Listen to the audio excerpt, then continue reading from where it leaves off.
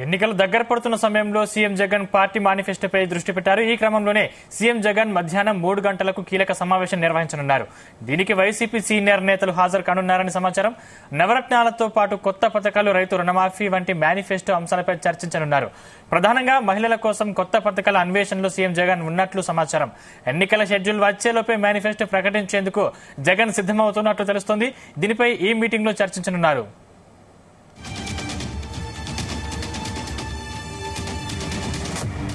ఇదే అంశానికి సంబంధించిన మరిన్ని పూర్తి డీటెయిల్స్ మా ప్రతినిధి రామకృష్ణ అందిస్తారు. రామకృష్ణ,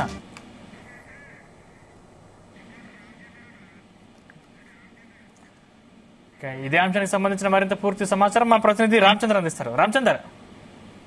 సందీప్, మేనిఫెస్టోపై సీఎం జగన్ కీలక సమావేశం ఈ రోజు నిర్వహించబోతా ఉన్నారు. మధ్యాహ్నం 3 గంటలకు ఈ సమావేశం ప్రారంభం అవబోతోంది. అయితే ఎన్నికలు సమీపిస్తున్న నేపథ్యంలో మేనిఫెస్టోపై సీఎం జగన్ కీలక సమావేశం ఏర్పాటు చేయడంపై వైసీపీలు అందరూ కూడా ఆసక్తిగా ఎదురు చూస్తున్నారు. అటు ప్రతిపక్షాలు కూడా ఎదురు చూస్తున్నటువంటి పరిస్థితి. ఎందుకంటే గతంలో నవరత్నాలు అనే ఒక మేనిఫెస్టోను తీసుకొచ్చారు జగన్మోహన్ రెడ్డి. మరి ఈసారి ఈ ఎన్నికల్లో దానికి దీటుగానే ఈ మేనిఫెస్టో ఉండబోతోందని చెప్పి కూడా అందరూ భావిస్తున్నటువంటి పరిస్థితి. అయితే నవరత్నాలతో పాటు మహిళలకు అలాగే రైతులకు లబ్ధి చేకూర్చే విధంగా ఈ మేనిఫెస్టో ఉండబోతోందని చెప్పుకోవచ్చు.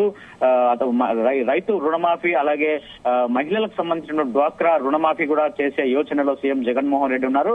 సో ఆ నేపథ్యంలోనే ఆర్థిక నిపుణులతో అలాగే వైఎస్ఆర్ కాంగ్రెస్ పార్టీ సీనియర్ నాయకులతో ఈ రోజు మధ్యాహ్నం 3 గంటలకు ఆయన సమావేశం నిర్వహించబోతున్నారు. ఆ సమావేశంలో సాధ్యాలపై కూడా ఆయన చర్చించే అవకాశం ఉంది. ఒకవేళ మనం రైతు రుణమాఫీ కావచ్చు, అలాగే మహిళలకు సంబంధించిన డ్వాక్రా రుణమాఫీ ఇస్తే అవి మనం అమలు చేయగలుగుతామా లేదా, సాధ్యం అవుతుందా లేదా, దానికి సంబంధించినటువంటి బడ్జెట్ మనకు సరిపోతుందా లేదా, ఒకవేళ ఎక్కువ అవుతుందా అనే అన్ని అంశాలపై కూడా ఈ రోజు అందరి సలహాలు సూచనలు తీసుకునే అవకాశాలు అయితే స్పష్టంగా కనిపిస్తున్నాయి. ముఖ్యంగా మహిళా ఓటర్లను అలాగే రైతు ఓటర్లను కూడా ఆకట్టుకునే విధంగా సీఎం జగన్మోహన్ రెడ్డి మేనిఫెస్టోను తయారు చేస్తున్నట్లుగా తెలుస్తోంది. గతంలో నవరత్నాలతో ప్రజల్లోకి దూసుకెళ్లి మేనిఫెస్టోను ఆయన తీసుకెళ్లారు. ఆ తర్వాత భారీ మెజారిటీ దిశగా ఆయన 151 సీట్లను గెలుపొందిన నేపథ్యంలో మరోసారి మేనిఫెస్టో చాలా ఆకర్షణీయంగా ఉండాలి ఓటర్లను నమ్మకంగా. ఎందుకంటే ఇప్పటికే 99% మేనిఫెస్టోను అమలు చేశామని చెప్పి ప్రతిసారి